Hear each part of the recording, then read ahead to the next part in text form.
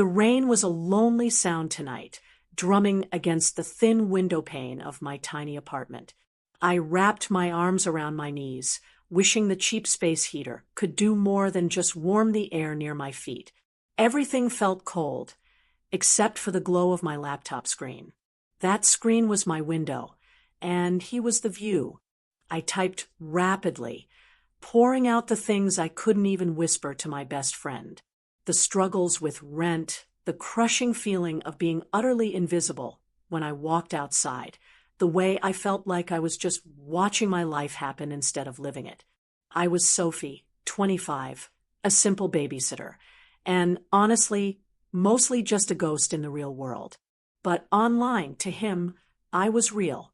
I wish I had a place to hide. I typed, my fingers hovering over the send button. Somewhere safe where I didn't feel so disposable. He replied instantly, just like he always did.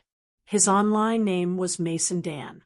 No picture, no last name, just a witty, kind presence who seemed to soak up every single word I sent him. Mason Dan, you don't need to hide, Sophie. You just need a wall to stand against. And you are anything but disposable. Tell me what made you feel that way today. A sigh left my chest, a small, warm cloud of air in the chilly room. He never offered empty compliments. He always asked a question that made me feel seen, analyzed, and worthwhile. I spent an hour detailing a small, embarrassing incident at the grocery store where a group of teenagers had mocked my threadbare coat. It was pathetic, but Mason listened, typing out thoughtful, long paragraphs that made the sting of the day fade. He was my escape. He was the secret world I curled up in every night. I knew almost nothing about him. He said he worked late, that his job was complicated, and involved a lot of managing chaos. I imagined he was a software engineer, or maybe a stressed-out lawyer, someone as lonely as me, hiding behind his own screen. I typed out a long paragraph about how he was the only person who made me feel like I mattered. I knew it was risky, pouring so much emotion into a connection that wasn't real, that was just words on a screen. But I couldn't stop. He was the anchor I never knew I needed. I need to go, Sophie. Urgent work just came up. I'm sorry. I hate leaving you. He said, I need a wall to stand against. I wish I could be that for you. I have to take care of something important, something that is running out of time. His words felt rushed, unlike his usual calm pace. I felt a spike of panic. What if he wasn't coming back? What if this was the last time? Wait, please. I have to know one thing. Just tell me what you look like. I typed into my keyboard nervously and hit send. A pause. A long, agonizing pause. My heart hammered against my ribs, a loud, panicked rhythm in the silence of my room. His reply came in shortly after. I look like the reason you should be more afraid of me in person than you are online. But I also look like the one person who will never let you go. We will talk tomorrow. Promise. I stared at the screen long after he logged off. The words were cryptic, tense, and utterly thrilling. Afraid of him? Why would I be afraid? Just as I was about to close my laptop, my phone buzzed with a news alert. Alpha King Damien Colt calls emergency pack gathering. Sources cite unforeseen challenge to authority. I frowned, thinking nothing of it. Just another reminder that my world was small and ordinary, and his was large and complicated. If only I knew how quickly those two worlds were about to crash together. Chapter 1. My stomach was tied in a nervous, damp knot. I'd spent all morning staring at the afraid of me message Mason had sent, and now I was walking into the cafe where we were finally supposed to meet. The simple glass doors felt like the entrance to a different country. I smoothed down my simple dress, suddenly convinced he would take one look at me, the small, bookish girl in the old coat, and realize I was a total fraud. I picked a small table by the window, ordered a plain coffee, and waited. 5 minutes passed. 10. My phone stayed silent. I told myself he was just running late. Maybe he'd chickened out, just like I almost had. Then the door opened, and the entire cafe went silent. He wasn't running late. He was making an entrance. And he wasn't what I expected at all. This wasn't a software engineer or a lawyer. This was raw, dangerous power in a sleek, black suit. He was taller than I'd imagined, with broad shoulders that strained the fabric. His hair was dark and swept back, and his eyes, a striking, intense gold-flecked brown, swept over the room with the easy authority of a man who was used to being obeyed. Every head in the room, from the waiters to the chatty businessmen, angled towards him. He owned the space just by standing there. My breath caught in my throat. He looked like the most powerful man I had ever seen, and suddenly my mind flashed back to the news alert from last night. Damien Colt, the name of the Alpha King. I'd seen a blurry photo of him online, once a quick shot from a high-profile charity event. The resemblance was terrifying. He started walking, and his gaze landed on me. It was more than just eye contact. It was a physical shock, like touching a live wire. All the soft, warm familiarity of Mason Dan's messages vanished, replaced by an overwhelming, primal recognition that slammed into me. I felt a rush of something sweet and smoky, a scent that was distinctly him, overpowering the smell of coffee and pastries.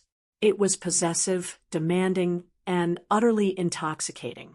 His pace never faltered, but his expression changed. The cold mask of authority cracked, replaced by a momentary flash of shock and a burning, fierce possessiveness. His eyes darkened, drinking me in. Mate. The single, loud, impossible word slammed into my mind, not my own thought, but a demand echoing deep in my bones. He reached my table and didn't sit down. He just stood there, towering over me, his presence an iron cage around my small corner of the world. "Sophie," he said. His voice was deep, rough, and completely different from the smooth, gentle tone I'd imagined online. It was the voice of a man used to giving orders. "Mason?" I whispered, the name feeling ridiculously weak in the face of this imposing man. His lips twitched, not quite a smile, but a struggle to contain something fierce and wild. "I'm Damien," he corrected, his eyes never leaving mine. "Damien Colt." Before I could process the sudden loss of the Mason identity, the chaos he'd mentioned online flared up. A man rushed toward our table, carrying a briefcase, yelling, "Your Majesty, the council meeting is in an hour. We can't miss this vote." My world tilted. "Your Majesty." I looked at Damien, then at the frantic man, then back to Damien. He was the Alpha King, the king of all the local wolf packs. The man I had just met was the most powerful, dangerous creature in the entire city, hiding his identity behind a simple online profile. The sheer terror of his power threatened to suffocate me. Damien ignored the frantic man. He leaned down, placing his hands flat on the table, trapping me in his stare. The smoky, sweet scent intensified, overriding everything else. "I need you to look at me, Sophie," he commanded. "Not at the chaos. Just at me." I couldn't breathe. I tried to pull back, but there was nowhere to go. I managed a shaky, panicked whisper, the simple words coming out as a plea. "You said I should be afraid of you." His jaw clenched, his golden eyes blazing with conflict. "I am the king," he said, his voice dropping low, a growl that vibrated in the air between us. "My duty is complicated. My life is dangerous. And you are a human." He took a deep, shuddering breath, his struggle visible. "But my wolf recognized you the second I stepped in here. You are my mate." He reached out a hand, his large, warm fingers closing around my wrist. It was a gentle touch, but it felt like a brand, a claim. I flinched, not from pain, but from the shock of the raw, undeniable connection. A waiter, attempting to navigate the now tense crowd, accidentally brushed past the king's shoulder. It was a minor accident, but the air immediately turned frigid. "Watch yourself," Damien snapped, his voice sharp with authority and irritation, directed not at the poor waiter, but at the world for daring to interrupt this moment. The waiter froze, his face draining of color. Damien immediately looked back at me, his gaze softening, regret clouding his expression. He was trying to be Mason, but the alpha was too close to the surface. "I have to go," he said, his voice urgent. "But I will not lose you. Not now. Not when I finally found you." He dropped a large roll of cash on the table, a ridiculous amount for 2 coffees, and strode out, his King's Council aides scrambling after him. The moment he left, the sound rushed back into the cafe, a sudden, collective gasp and whisper of disbelief. I sat there, shaking, staring at the roll of money and the lingering, intoxicating scent of him. I had fallen in love with a stranger online, and that stranger had just shown up as the Alpha King. And he had just claimed me. I gripped the edge of the table, my head spinning. I was a common human girl, a babysitter, and he was risking his throne for a coffee date. But his final words echoed in my mind, a chilling premonition that terrified me more than his title. My duty is complicated. My life is dangerous. I knew, deep down, that the complications were about to start. Chapter 2. I couldn't sleep. The money Damien had left on the table, enough to cover my rent for 2 months, was still sitting there, untouched. It felt like blood money, a payment for the absolute shock and terror he'd inflicted on me. But mostly, it was the scent. That warm, smoky, intoxicating scent that had hit me in the cafe. It was everywhere, clinging to my clothes, my skin, and the memory of his hand on my wrist. It made my heart race, a terrifying, needy thrumming that was the opposite of rational. I was a human babysitter. He was the Alpha King, and he thought I was his fated mate. This wasn't romance. This was a disaster waiting for a crown. My phone vibrated, pulling me out of my spiral. It wasn't a text. It was an invitation. Damien Colt, meet me at the Obsidian tonight. 10 p.m. I need to talk to Mason's girl before the King's work swallows me whole. It was the perfect hook, the promise of Mason, the soft, understanding person I loved, mingled with the terrifying reality of Damien Colt. I knew I should say no. I knew I should run and hide. Instead, I spent 2 hours trying to find a dress that didn't look like a hand-me-down. The Obsidian wasn't a cafe. It was a cathedral of neon and noise, a high-end nightclub where the rich and powerful mingled. The bouncer, a mountain of a man with eyes that glowed faintly, didn't even check my ID. He just ushered me straight through the velvet rope. Damien's scent was a wave that hit me instantly, sweeter here, covered by expensive cologne. I found him tucked away in a private booth, looking impossibly handsome and completely out of place. He was surrounded by beautiful people, but his eyes were fixed only on me. "Sophie," he murmured, standing up immediately. He didn't rush, but the simple action commanded attention. He looked like he hadn't slept, a shadow lingering beneath his golden eyes. "This isn't Mason's place," I noted, my voice shaky despite my attempt at confidence. "Mason is complicated," he replied simply, pulling me down to sit beside him. His thigh brushed mine, and the intense heat immediately made me flush. "Mason is the man who needs to escape the king. And this is where the king comes to hide." He talked for an hour, but he talked as Mason. He asked about my day, about the kids I watched, about the books I was reading. He apologized deeply for the cafe chaos, explaining that the title of king meant he was never truly alone. "I used the online world, Sophie," he confessed, leaning closer, his voice low against the throbbing club music. It was the only place I could be vulnerable, the only place I could be honest. I never, in 1,000 years, expected to find my mate there.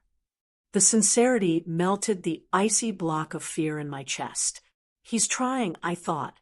He really cares about the girl I was online. But then the crack in the facade appeared. A sleek, overly confident man in a designer shirt, definitely not a wolf, but someone important, approached our booth and leaned in too close to me. "Damien, my man, who's this? You need to lose the charity cases and come talk business with us." He reached out a hand to touch my shoulder. Before his fingers could graze my skin, a low, guttural noise rumbled in Damien's chest. His gold-flecked eyes turned instantly icy, radiating a cold intensity that shut down the entire interaction. "Don't touch her," Damien said, his voice quiet but laced with absolute, terrifying menace. The man, frozen in place, suddenly looked sick.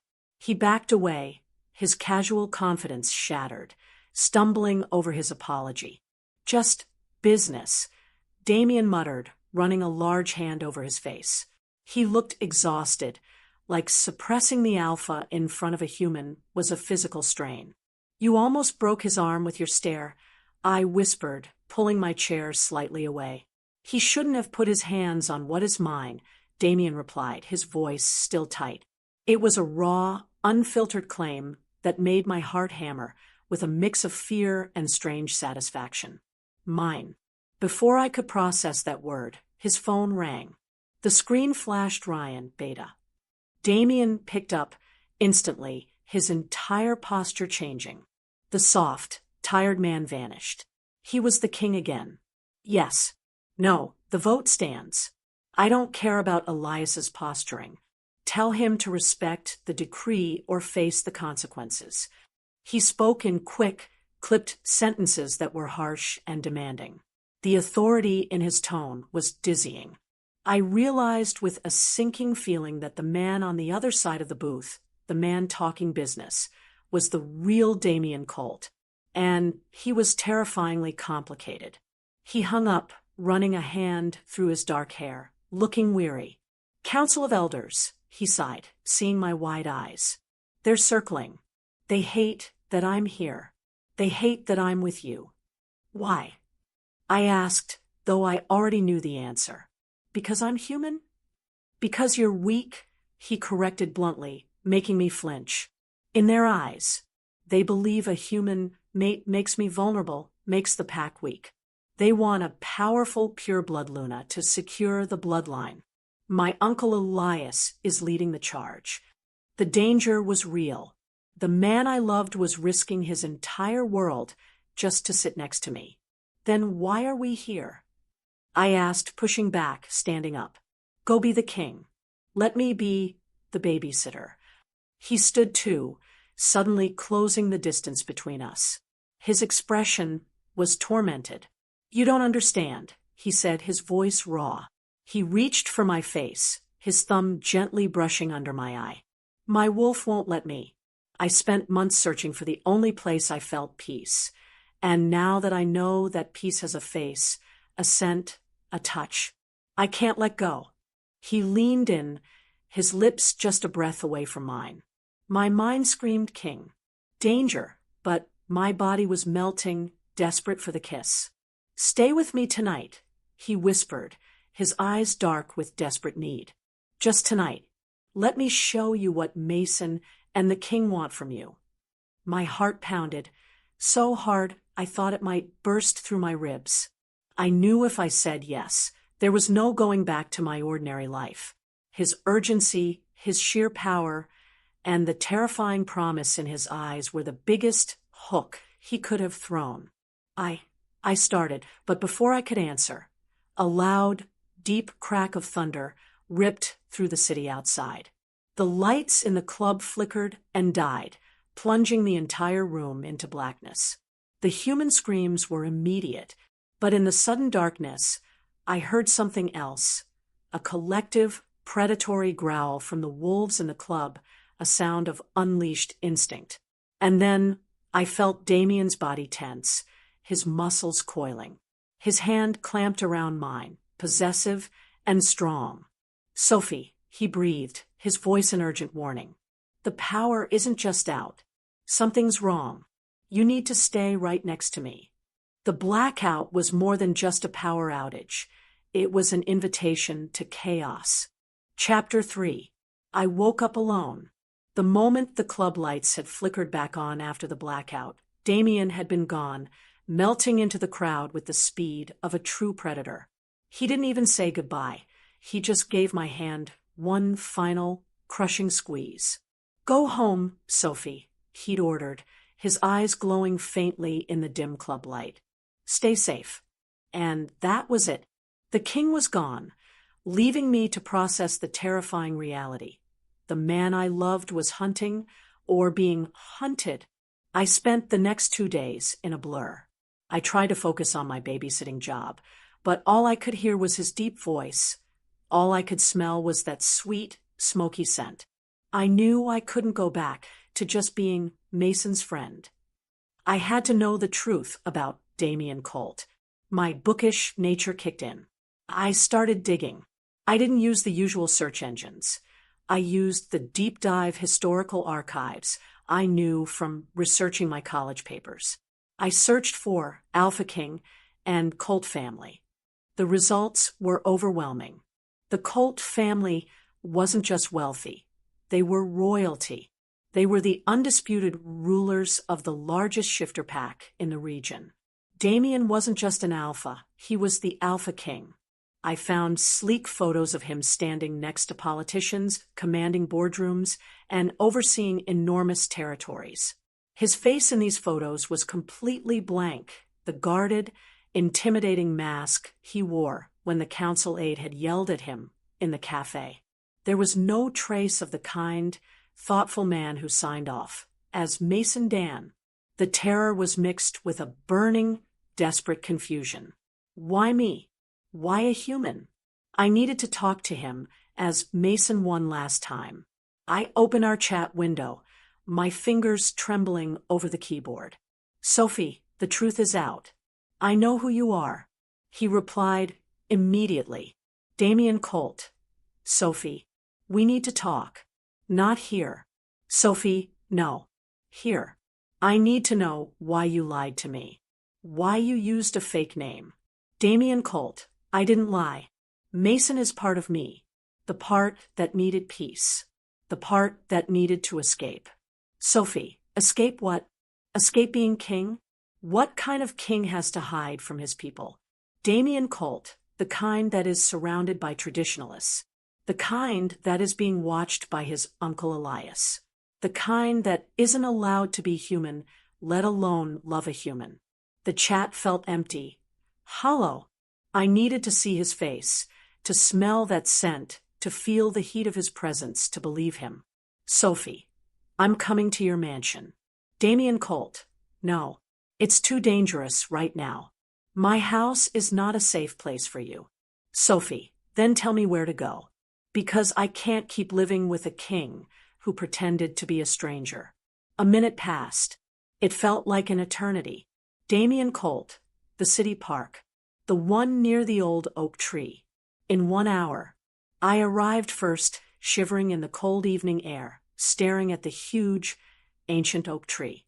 I could see the city lights and hear the traffic, but here, under the tree, it felt quiet and isolated. Then the quiet was shattered. A sleek, black car, the kind that cost more than my entire family made in a year, pulled up right beside the curb. Damien stepped out. He was wearing jeans and a simple leather jacket, but the effect was the same. He was the alpha, radiating power. He saw my face, the mix of fear and anger, and his own features twisted into a look of deep regret. "I am so sorry, Sophie," he said, walking straight toward me. "Are you?"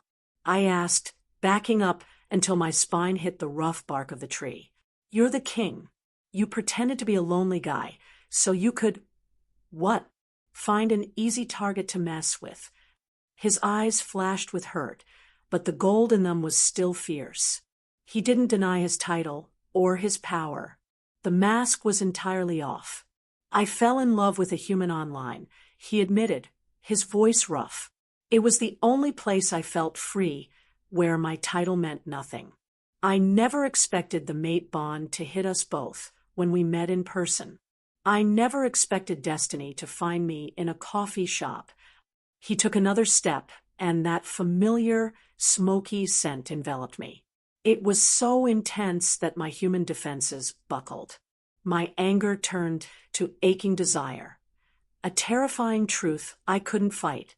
"You have to go," he urged, his voice desperate, his eyes fixed on my lips. "If I take you back to my house now, I won't be able to let you leave." I reached out, my hand finding the lapel of his leather jacket. "Tell me one thing," I pleaded, my voice choked. "Is Mason real? Or was he just a lie used by the king?" He closed his eyes, a tremor running through his body. He opened them slowly, and the gold was overwhelming. He grabbed my wrist, pulling me toward him until there was no air between us. "Mason loved you, Sophie, but the king claims you." It was a final, undeniable revelation. The king was no longer hiding. He was demanding. Before I could process the words, a flash of white light exploded across the dark park, followed by the deafening click of a camera shutter. Someone was watching us. Someone had caught the king with his human mate. Damien shoved me instantly behind the oak tree, his body a solid shield, his low, animal growl vibrating deep in his chest. "They're here," he breathed, his voice laced with pure, lethal rage. "The hunters are here." Chapter 4. The shock of the flash of light, and the deep, territorial growl from Damien froze the air around us. "Stay down," Damien commanded, shoving me flat against the rough bark of the oak tree. The sheer force of his terror for me was more frightening than the potential threat. I heard the rapid crunch of footsteps retreating across the gravel. Damien waited, silent and coiled, until he was absolutely sure the threat had vanished. "Who was that?" I whispered, my heart hammering against my ribs. Damien rose slowly, his golden eyes scanning the empty park. "A messenger," he growled, pulling me out from behind the tree. "A warning. A photo is worth 1,000 whispers to the council." He didn't take me to my apartment.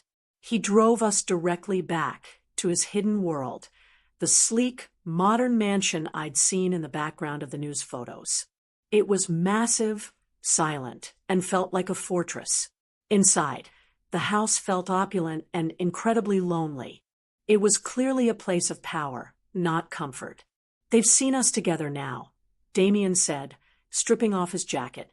He paced the enormous living room like a caged animal. "My Uncle Elias will use this. He'll show the council that I'm distracted by a human and unfit to rule."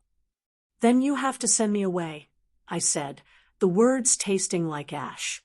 "Go back to being the alpha king they want, and let me go back to my life." Damien stopped pacing abruptly, his gaze locking with mine. "You honestly think I can do that? After the cafe? After this?" He gestured around the room, then back to my face. "You said I was a weakness." I shot back, the hurt finally overriding the fear. "You said I was a burden." "In their eyes, yes," he roared, taking 2 powerful strides toward me. His control was fraying. "In mine, you are the only strength I have, the only honest thing left in my life." His voice dropped, becoming a low, raw plea. "You were my escape, Sophie. You were the only place I could go where I wasn't the king. And now that I've found you, I can't breathe without you near me." I felt the immense, aching truth of his words. The man who was Mason needed me, and the king was terrified to admit it. "You're using me," I accused, tears burning my eyes. "You're trying to prove a point to your terrible council." "No," he whispered, standing just inches from me. I'm fighting a war for my right to choose my own fate. And my fate chose you. He reached out, his hand lifting to my face. His thumb brushed over my cheekbone, his touch surprisingly gentle. The world outside the room, the council, Elias, the pack, the throne, all faded away. There was only the heat of his skin, the smoky scent, and the desperate, raw need in his golden eyes. Tell me what you told me online, I begged, my voice cracking. Tell me the things Mason said. Damien closed his eyes, leaning his forehead against mine. I told you that you were everything, Sophie, that you were seen, that you were worth fighting for. I pulled back just enough to look into his eyes. Then stop fighting me, I whispered. Stop pushing me away for people who will never understand you. The fight went out of him. The fierce Alpha King broke. He looked tormented, caught between his duty and his deepest, most primal need. I can't resist you, he confessed, the words a rough growl. I tried to send you away. I swear I did. But the scent, the bond, it's a constant, agonizing pull. He moved then, sweeping me up into his arms. The mate bond surged between us, overwhelming and absolute. I wrapped my arms around his neck, finally giving in to the destiny that had found me through a glowing laptop screen. The moment he kissed me, it wasn't the gentle, imagined kiss of Mason Dan. It was the fierce, consuming demand of the Alpha King. It was possessive, desperate, and utterly claiming. Every cell in my body responded to the undeniable call of his wolf. He pulled back, his breathing ragged, his eyes dark with unleashed desire. This, he breathed, looking down at me, his eyes full of fear and triumph. This is why I have to keep you. This is why I can't let them win. The sheer passion of the moment was a terrifying, irrevocable step. We had crossed the line. But as he lifted me into his arms, carrying me toward a room that was clearly his, a place that smelled only of him and power, I felt a spike of dread. I have just sealed the king's fate and my own, I thought. And the council knows it. The sound of a door downstairs slamming open, echoing through the massive, quiet house, ripped us from the moment. It wasn't a servant's quiet entrance. It was a loud, unauthorized intrusion. Damien stopped dead, setting me gently but quickly back on my feet. His body instantly tensed, shifting back into the warrior. His gold eyes narrowed, and a low, warning snarl left his throat. "Stay here," he ordered, his voice suddenly sharp and cold. "Don't move. Someone is in the house who shouldn't be." Chapter 5. Damien vanished down the hall, moving with the silent, lethal grace of his wolf. I stayed frozen, my mind racing. Who would dare break into the Alpha King's mansion? A minute later, I heard voices, low, harsh, and male. I couldn't make out the words, but the tone was aggressive. I crept to the edge of the hallway, peering around the corner. Standing in the grand foyer were two men. Uncle Elias, a formidable, older man with a cruel smile, and his son, Joel, younger, arrogant, and mirroring his father's dismissive stare. They were facing Damien, who was radiating pure, suppressed fury. Well, Damien," Elias drawled, his voice carrying clearly. "I see the rumors are true. You're consorting with a human stray. Did you think we wouldn't notice the Alpha King spending his nights in the city with a babysitter?" My stomach dropped. They knew everything. "Get out of my home, Elias," Damien commanded, his voice a low, terrifying growl. "You have no right to be here." "I have every right to inspect the sanity of the king," Elias sneered, stepping closer. "Especially when the king's mate could expose our entire world with one misplaced tweet." Elias caught sight of me peeking from the hall. His eyes widened slightly in false shock, and then he smiled, a cold, calculating grin. "Ah, there she is. The little mouse. Come out, Luna," he mocked, waving his hand dismissively. I took a deep breath, refusing to hide. I walked out, standing beside Damien, my hand finding his arm. His muscles were rigid beneath my touch, but he didn't pull away. "I'm Sophie," I said, trying to keep my voice steady. "And I'm not a stray." Joel laughed, a sharp, obnoxious sound. "Oh, the little human has fire. Did you come here for money, darling? Did you think the Alpha King's wallet was open to any commoner he flirted with online?" The humiliation was a physical pain, much worse than the simple fear. They didn't just hate me. They despised my very existence, my ordinary life. "She is my chosen mate," Damien declared, his voice cutting through the tension like steel. "And she will be your Luna." I called this emergency meeting for a reason. The scene shifted quickly. Damien forced his uncle and cousin into the formal pack gathering ground, a huge, austere room in the mansion complex, filled with centuries of pack history. Within minutes, the Council of Elders and a few high-ranking betas had arrived, their faces grim. The tension was immediate. The scent of dozens of powerful wolves, all focused on me, a single human, was overwhelming. My hands were shaking, but I locked my gaze on Damien, clinging to his strength. "I called you here to make an announcement," Damien began, his voice booming with authority. "This woman, Sophie, is my mate. She is the female chosen by my wolf, and she will be your next Luna." The council erupted. Shouts of anger, disbelief, and immediate protest filled the room. A human, a fierce-looking elder yelled, "This is an insult to our bloodline, Damien. You risk the integrity of the entire pack." Elias seized his moment. He stepped forward, radiating false concern. "He is distracted, counsel. He is placing a commoner, a babysitter, above his duty to secure a strong, pure-blooded Luna. She is a weakness that will destroy us." Joel stepped toward me, sneering. "Go back to your little apartment. Human, we don't need your kind polluting our pack." The torrent of scorn, the intense pack rejection, was crushing. It was everything Damien had warned me about, but 10 times worse. Their words didn't just sting, they felt like physical blows. I looked at Damien.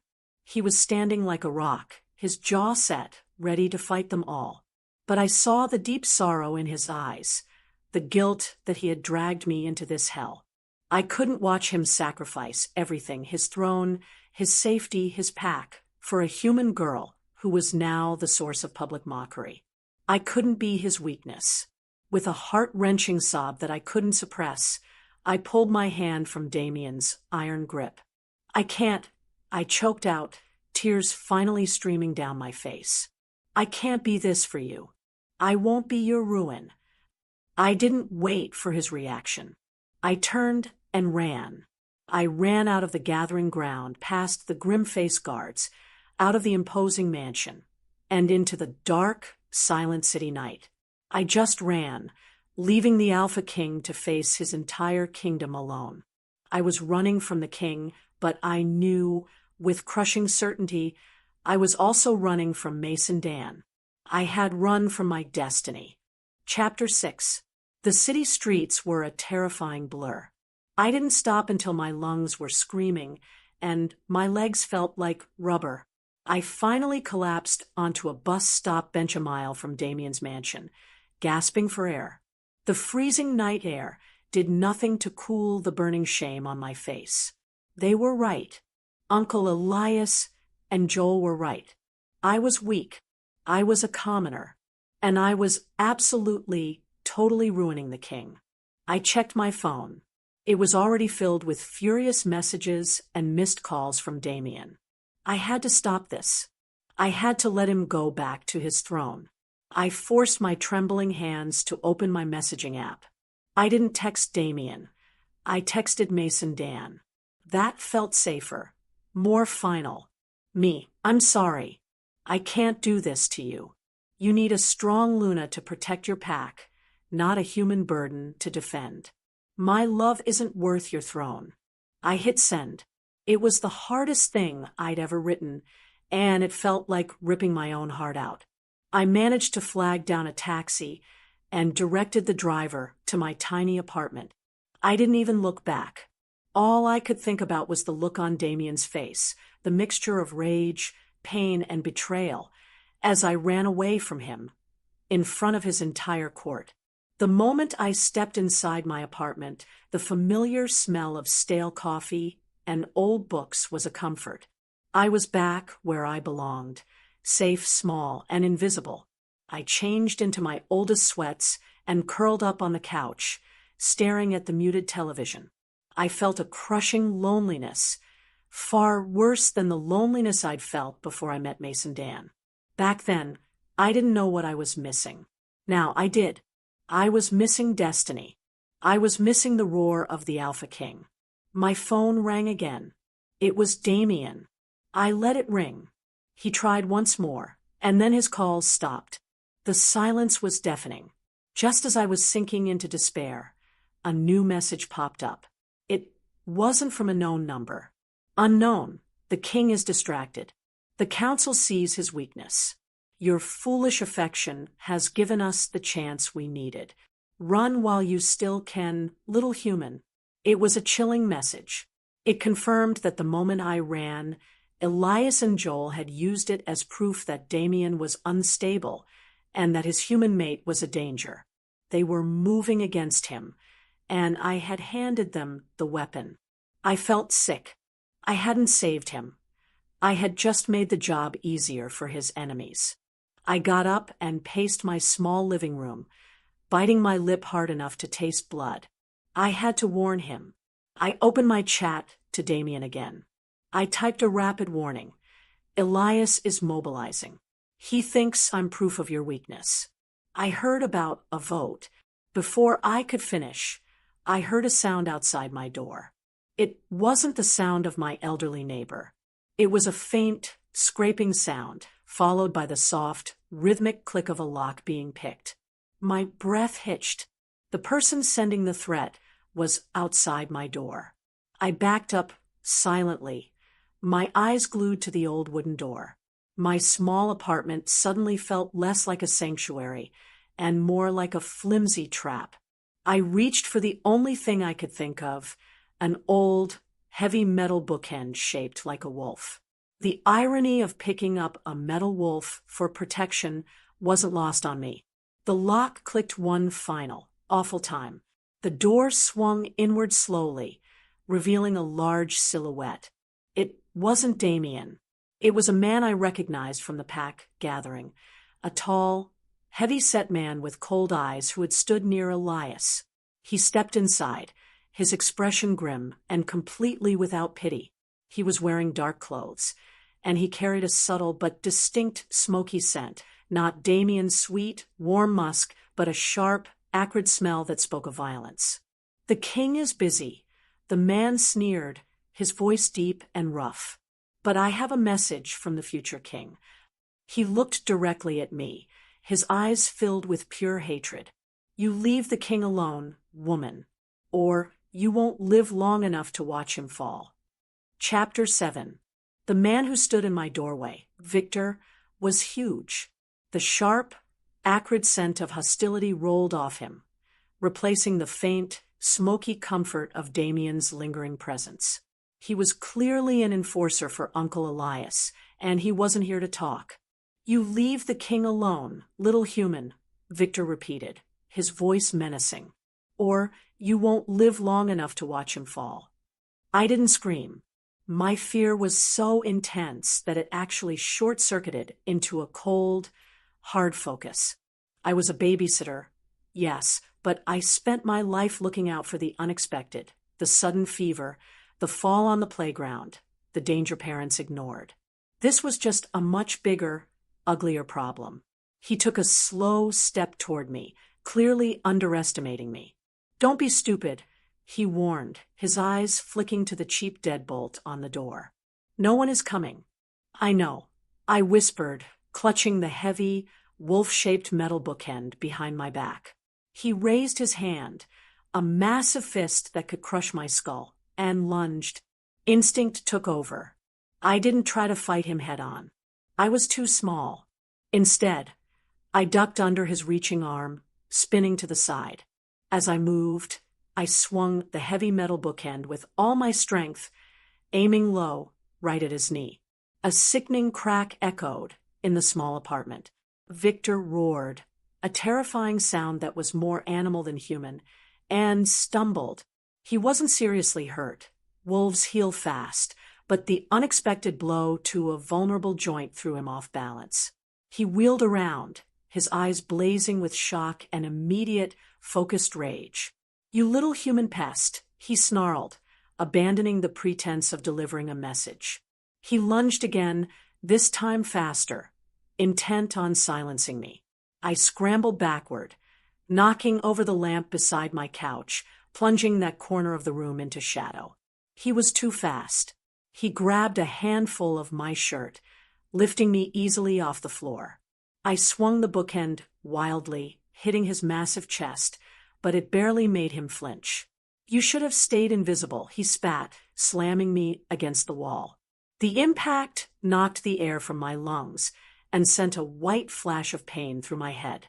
Desperate, I remembered something I'd read about wolves, their heightened senses, their weakness to certain smells.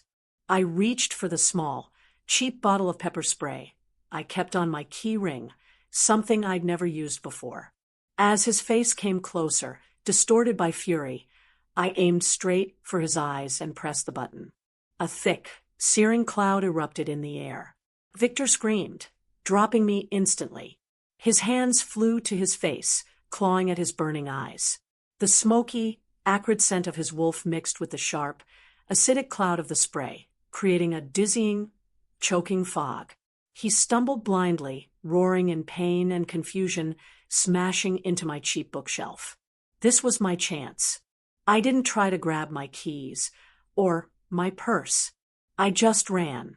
I burst out of my apartment, slamming the door shut and racing down the fire escape steps. I didn't slow down until I reached the dark, crowded city alley behind my building. I stopped under the feeble light of a street lamp, leaning against a dumpster, shaking uncontrollably. My head throbbed, my shirt was ripped, and a deep bruise was forming on my back. But I was alive, and I had fought back. The fear was still there, but beneath it, a tiny, unfamiliar spark of triumph glowed. They called me weak. They called me a commoner. But I had just wounded one of their enforcers. I was a human, but I wasn't helpless. The realization brought clarity. This attack wasn't just a threat. It was proof that Elias was moving. If he was sending thugs after me, it meant he thought Damien was truly distracted and vulnerable. I couldn't just run and hide. I had to warn Damien. I looked down at my phone.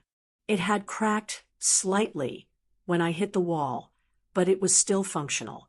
Just as I prepared to send a desperate message to the king, a shadow detached itself from the wall across the alley. It wasn't Victor. This man was different. He was tall, familiar, and moving with controlled, terrifying speed. The second he saw my ripped shirt and my bruised face, a low, guttural, heartbroken sound tore from his throat. "Damien." He closed the distance in 3 powerful strides. He didn't speak. He just scooped me into his arms, holding me tightly against his powerful chest, his body trembling with unleashed, agonizing fury. His scent, the warm, sweet musk of my mate, finally drowned out the pepper spray and the fear. But his wolf was in command. His golden eyes were blazing with lethal rage. "Who touched you, Sophie?" he demanded, his voice a dangerous, barely controlled growl that wasn't meant for me. Who dared? I knew the answer would unleash the Alpha King's full, terrifying wrath. I knew a storm was coming. Chapter 8. Damien didn't wait for my answer. He simply carried me, his arms shaking with suppressed rage. His eyes, fixed straight ahead, were pure, liquid gold. The Alpha was fully exposed. He moved with such speed and lethal grace that the world blurred around us. We were back in his mansion within minutes. He carried me past stunned guards and straight into a large, comfortable bedroom, gently setting me on a plush velvet armchair. "Stay still," he commanded, his voice a low, vibrating rumble that made the hair stand up on my arms. He didn't call a doctor. He didn't even call his beta. Instead, he ripped open the fine stitching of my ruined shirt, his movements careful yet desperate. The moment he saw the deep, purple bruising blooming across my ribs and the scrape on my temple, the last shred of his control snapped. A sound tore from his chest, a raw, agonized sound of pure primal fury and guilt. He closed his eyes, leaning his forehead against my shoulder, his massive body trembling. His scent filled the room, no longer sweet, but sharp and metallic with impending violence. "I told you to stay safe," he whispered, his voice broken. "I pushed you away, and this is what happens. I failed you, my mate." "Damien, it wasn't you," I managed to choke out, wincing as I tried to shift. "It was Victor, one of Elias's men. He was sent to hurt me, to prove I was your weakness." The name acted like a spark to dry kindling. Damien straightened up, his eyes snapping open. The sorrow was replaced by the cold, terrifying fury of a king betrayed. "Elias," he breathed. The single name was a promise of retribution. He dared to put his hands on what is mine. He started to pace the room, his movements no longer frantic but precise and dangerous. I watched him, realizing that this was the moment I stopped being just Mason's online friend and became the Alpha King's cause. My injury was now a declaration of war. He knelt before me, his eyes searching mine. He didn't ask if I was okay. He asked how I had fought. "What did you do?" he demanded. "He's twice your size. You're human." I briefly explained how I'd used the bookend and the pepper spray. A faint flicker of admiration crossed his face, a softening of his rage. "You are stronger than they know, Sophie," he murmured, gently tracing the bruise on my arm. "You're a fierce little thing." He helped me stand, and for the first time, I felt his raw power used entirely for protection. He guided me to the bathroom, silently fetching antiseptic and bandages. The care he showed, the gentle, precise way he treated my wounds, was the Mason Dan I loved, overlaid with the intense possessiveness of the Alpha King. He only came here because I ran. I whispered, the guilt returning. I handed Elias his perfect opportunity. "No," Damien stated firmly, meeting my gaze in the mirror. "Elias was always going to attack. You simply forced his hand sooner. But now, he has provided me with the proof I need." He pulled me into a fierce embrace, burying his face in my hair. "You are not leaving this house again. I won't lose you to his politics." He kissed the top of my head, then held me at arm's length, his eyes blazing with resolve. "The time for hiding is over," he declared, his voice ringing with absolute authority. "Elias's attempted murder of my mate is treason. I am calling an immediate, mandatory session of the Council of Elders and every high-ranking beta. Tonight, this ends." He moved to the phone on his desk, his fingers flying over the numbers.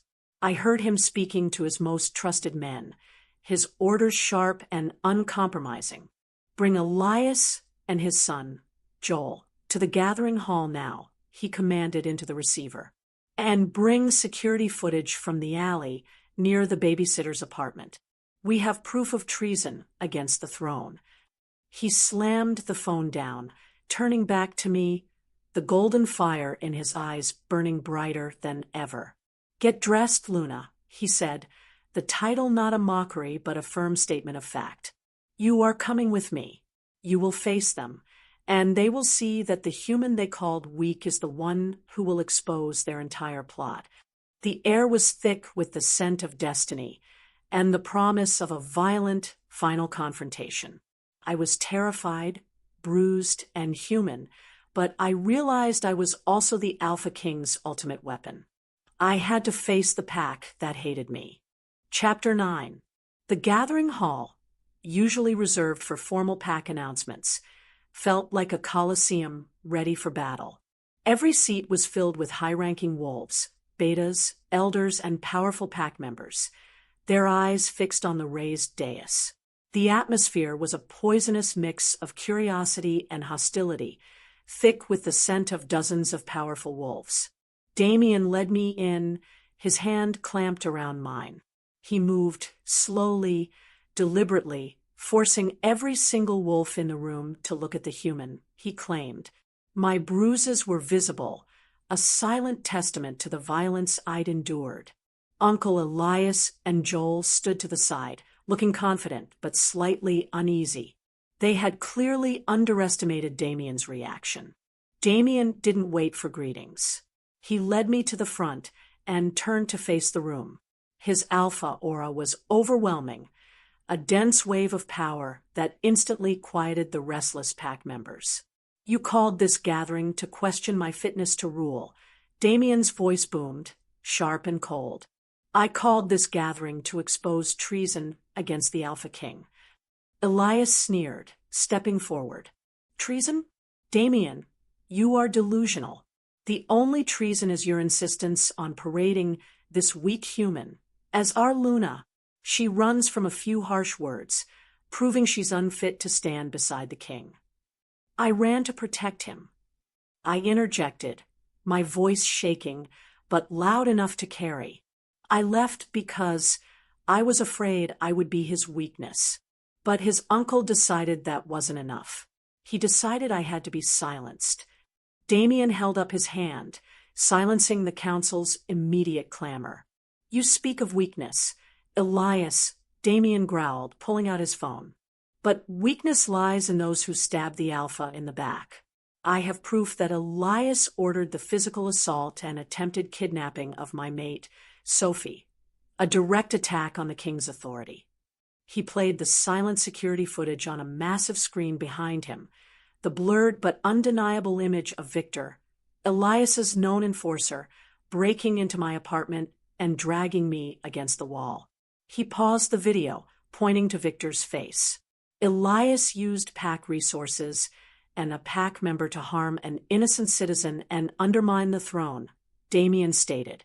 He attacked her after she ran away, proving his goal wasn't to protect the pack, but to seize my position. The council fell silent. The evidence was damning. Elias, sweating now, tried to backtrack. Victor acted alone. He was protecting the pack's honor. Honor? Damien scoffed. Honor is not a license for attempted murder.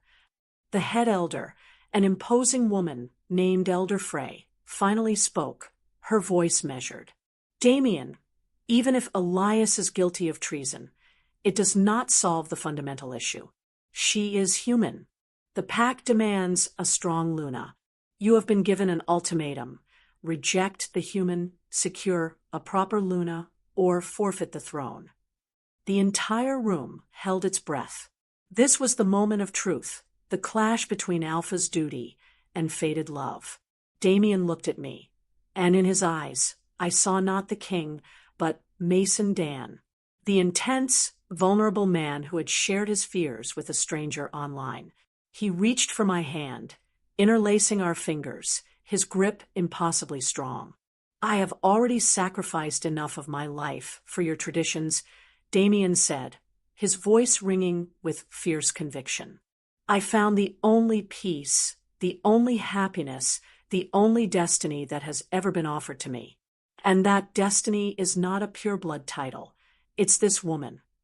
He turned to face the council, the Alpha King fully revealed, defiant and absolute.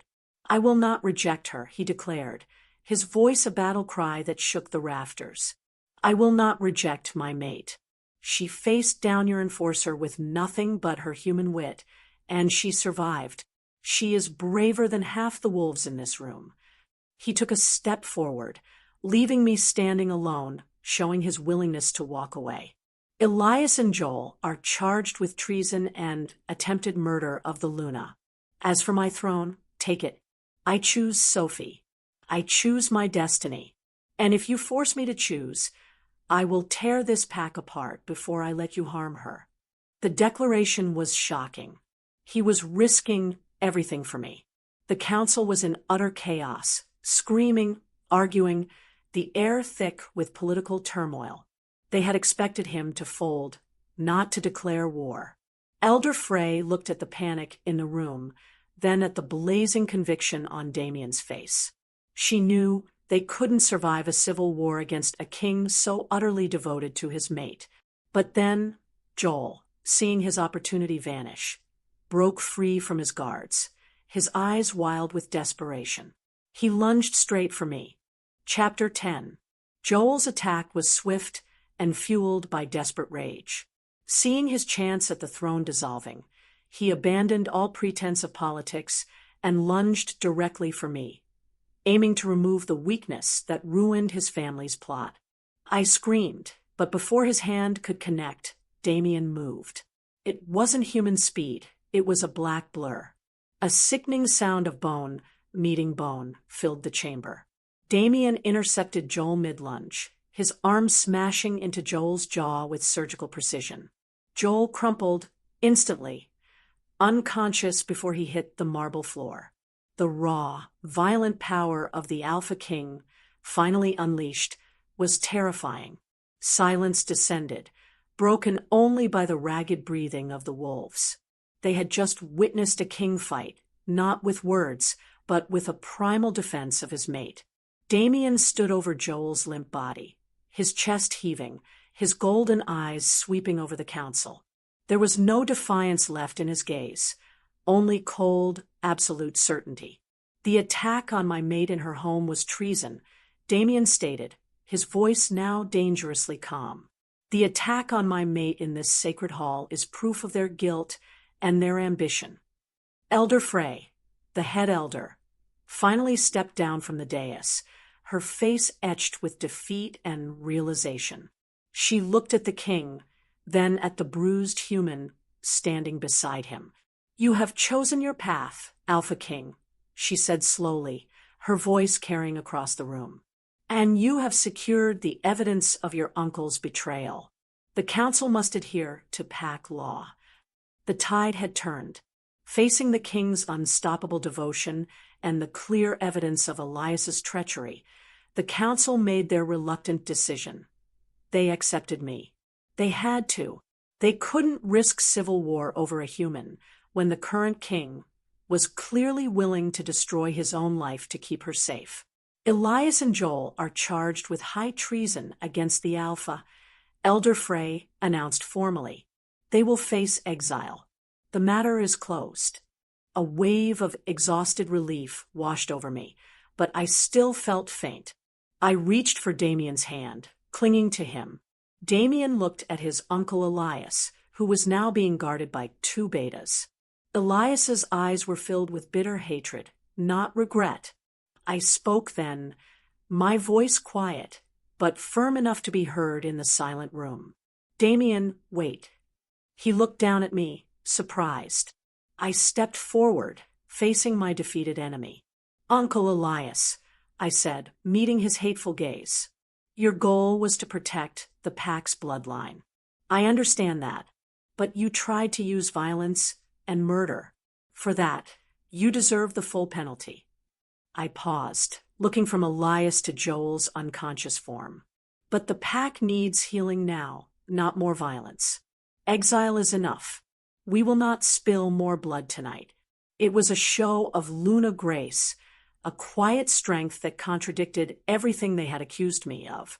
The wolves in the hall muttered, surprised by my mercy. Damien, watching me, smiled, a deep, proud smile that was pure Mason Dan. The council agreed to the banishment. The threat was neutralized. The throne was safe, and the human was the Luna. We stood alone in the gathering hall hours later. The room had been cleared, the political scent replaced by the lingering smell of dust and ancient stone. Damien held me gently, his face resting on the top of my head. "You forgave them," he murmured, his voice filled with awe. "After everything." "I did it for you," I confessed. "A strong king needs a united pack, not one split by bitterness. They may not love me yet, but they will respect a Luna who shows mercy. He pulled back, his golden eyes glowing with a love so intense it stole my breath. You were right all along, Sophie. You weren't my weakness. You were the strength I never knew I was allowed to have. He took my hand and led me out of the hall, walking away from the symbols of his duty and toward the quiet comfort of his personal quarters. I found you on a screen, he whispered, pressing a kiss to my temple. I was just looking for a friend. Instead, I found my queen. We walked down the long, empty corridor of the mansion, the heavy stone walls feeling less like a fortress and more like a home. I knew my life would never be simple again. There would be council meetings, dangers, and constant scrutiny. But I also knew I had the king's absolute devotion. As we reached the door, he stopped me. There's one thing you must know, he said, suddenly serious. The day I met you online, I wasn't just escaping. I was feeling the first pull of the mate bond. I couldn't understand it, but my wolf was guiding me to you. He took a deep breath, his hand resting over my heart. My stranger online wasn't a lie, Sophie. He was destiny typing back. I leaned up and kissed him, a kiss that held the promise of forever.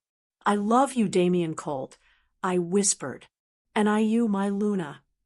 As he opened the door, leading me into the quiet, warm light of our future, I looked back at the grand hall. I had faced the Alpha King's world and survived. I was no longer the lonely babysitter. I was the mate, the Luna, the girl who fell in love with a stranger online, only to find he was the Alpha King she was destined to save. Epilogue. A year later, I sat by the fireplace in our private study in a comfortable cashmere robe, reviewing the PAC's charity reports. I was no longer just Sophie, the babysitter. I was the Luna, and I had finally found my purpose in his world. Damien walked in, no longer the tense, guarded alpha, but the relaxed, charismatic man I knew as Mason Dan. He didn't wear a crown, but his power was undeniable, settled deep in his soul. He wrapped his arms around me from behind, burying his face in my hair, inhaling that familiar, human scent that still drove his wolf crazy. You look beautiful, Luna, he murmured, and far too serious. The report on the youth center needs your signature, Alpha King, I teased, leaning back into his embrace. But the rest of the day is yours. He lifted me easily onto his lap, his golden eyes filled with deep, unwavering love. I still can't believe it, I confessed, running my hand along his strong jaw. I thought I was just looking for a friend online to escape my loneliness. I thought I was falling for a stranger. Damien smiled, a slow, breathtaking smile. You found the only place I was ever truly myself. And I found the one person who could look past the crown and see the vulnerable wolf beneath. I love you, Sophie. I love you too, Damien Colt. Our worlds had collided violently, but in the end, my simple love had saved the mighty king. My stranger online wasn't just love, he was my destiny. And that, my fated mates, is how a simple babysitter ended up queen. Our story is proof that the one person you're destined to be with might be hiding in plain sight, or behind a fake username. Now, I want to hear from you. Have you ever fallen for someone online who turned out to be totally different in real life? Let me know in the comments. And if you loved my story, hit that like button and subscribe so you don't miss out when I post.